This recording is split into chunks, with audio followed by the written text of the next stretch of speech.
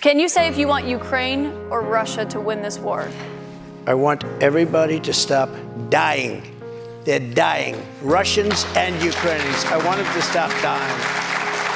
And I'll have that done in 24 hours. I'll have it done. You need the power of the presidency to do it. I want everyone to stop dying. You need the power of President. Donald Trump, who is now President-elect of the United States of America, has a priority and challenge to stop Russia-Ukraine war. How would he do it within first 24 hours of assuming charge of his administration? If I'm president, I will have that war settled in one day, 24 hours. How would you settle that war in one day? Because I'll meet with Putin, I'll meet with Zelensky. They both have weaknesses and they both have strengths. And within 24 hours, that war will be settled. It'll be over. It'll be absolutely over. Do you want Ukraine to win this war? I don't think in terms of winning and losing. I think in terms of getting it settled so we stop killing all these people and breaking down this country. Donald Trump has got his trusted man appointed for the task. The man who will execute Trump's Stop Ukriane War mission is Keith Kellogg, a highly respected and decorated Lieutenant General, a Vietnam War veteran who served as the Chief of Staff for the White House National Security Council during Trump's first term from 2017 to 2021. He also served as the National Security Advisor to Mike Pence, who was Trump's Vice President at that time. Keith has led a distinguished military and business career, including serving in highly sensitive national security roles in my first administration. He was with me right from the beginning. Together, we will secure peace through strength and make America and the world safe again. General Kellogg, besides Vietnam, was also sent to Iraq to work in the transitional government after the US-led invasion of the country in 2003. He knows what the war is all about, the tragedy it brings with it. Listen in his interview with the Joe Galloway on 13 July 2016 at the United States of America Vietnam War Commemoration in Arlington. Visited the Vietnam Veterans Memorial here in D.C. Oh, I have, yeah. What are your impressions when you go there? Well, the first time was pretty emotional because, as you know, that the people are racked and stacked on the wall by the day they died.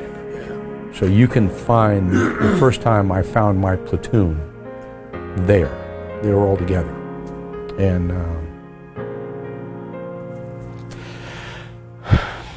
That's stunning. yeah. Uh-huh.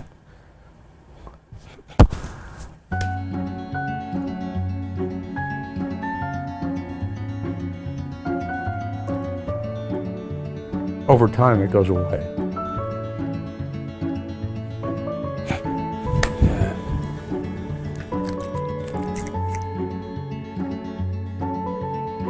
But the first time was really hard. Yeah.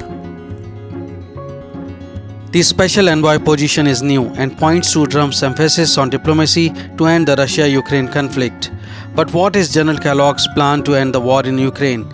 In April 2024, General Kellogg co-authored a strategy paper with US government official Fred Fleets saying that the US should negotiate a ceasefire in Ukraine. The paper blamed President Biden for promoting a proxy war with Russia through Ukraine and accused Biden's administration for the continuing Ukraine war. The same point Trump and his newly appointed Director of National Intelligence, Tulsi Gabbard, has been emphasizing throughout the election campaign, blaming the military-industrial complex.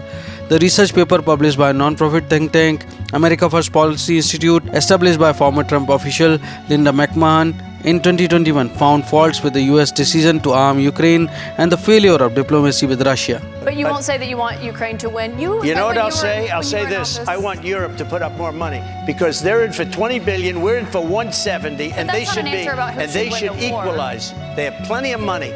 They should equalize. I got with NATO, when I sat down, I got them to put up hundreds of billions of dollars that they weren't paying under Obama and Bush and all of these other presidents. That's why they're able to help them fight the war, because of the money I got.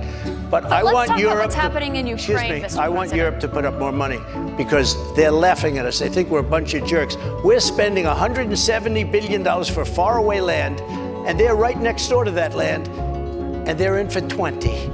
I don't think so. In the paper, General Kellogg wrote, and I quote, To convince Putin to join peace talks, President Biden and other NATO leaders should offer to put off NATO membership for Ukraine for an extended period in exchange for a comprehensive and very favorable peace deal with security guarantees. In their April 2023 Foreign Affairs article, Richard Haas and Charles Kupchen proposed that in exchange for abiding by a ceasefire, a demilitarized zone and participating in peace talks, Russia could be offered some limited sanction relief.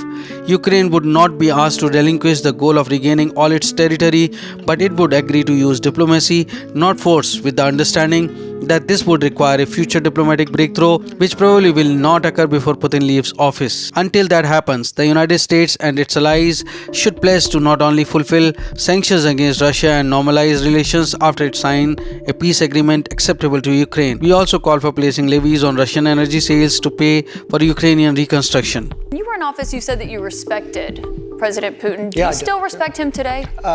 He made a tremendous mistake. He was a smart guy, you know. I remember I said he was smart, she was smart. They What said was his he mistake? said President Xi of China, right, is smart. Okay, 1.5 billion people. He's the ruler of 1.5 billion people. I said, yeah, he's a smart guy. How dare he say he's smart? Of course he's smart. They want you to say he's a stupid person. Okay, he's not a stupid person. He's very smart. He's very cunning. And Putin made a bad mistake, in my opinion. What was his mistake? His mistake was going in. He would have never gone in if I was president. We used to talk about it there.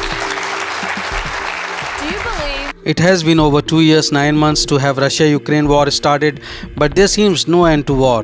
Zelensky got to understand that he is fighting others' proxy war at the cost of Ukrainian lives, who was promised NATO membership time and again, but these promises proved hollow. Ukraine cannot leave Russia's sphere of influence and bring NATO at the doorstep of Russia, threatening its own national security. It has lost territory in a military conflict to Russia, and a territory like Luhansk and Donbass, where people sides more with Russia than Ukraine itself. It is not just correct to demonize Russian leader Vladimir Putin and alone blame him for the crisis. is a war criminal? Do you believe that Putin is a war criminal? He's responsible for the deaths of thousands of Ukrainian men and I think women it's and something that children. should not be discussed now. It should be discussed later, because right now we have to get a war. If you say he's a war criminal, it's going to be a lot tougher to make a deal to get this thing stopped. Because if he's going to be a war criminal where people are going to go and grab him and execute him, he's going to fight a lot harder than he's fighting, you know, under the other circumstance. That's something to be discussed at a later date. But isn't it Right now, important we to want to call it get what that it war is? settled.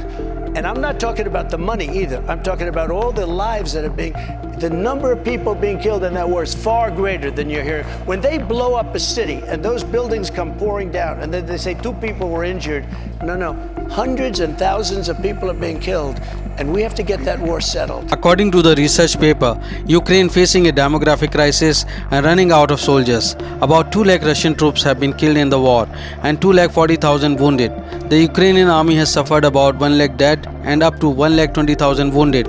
But Ukraine's population is much smaller than Russia's. The population of Ukraine today is estimated at 36.7 million, a significant drop from its February 22 population of 45 million. Many Ukrainians have fled the conflict. The total population of free Ukraine may be as low as 20 million. On the other hand, Russia's population is 144 million.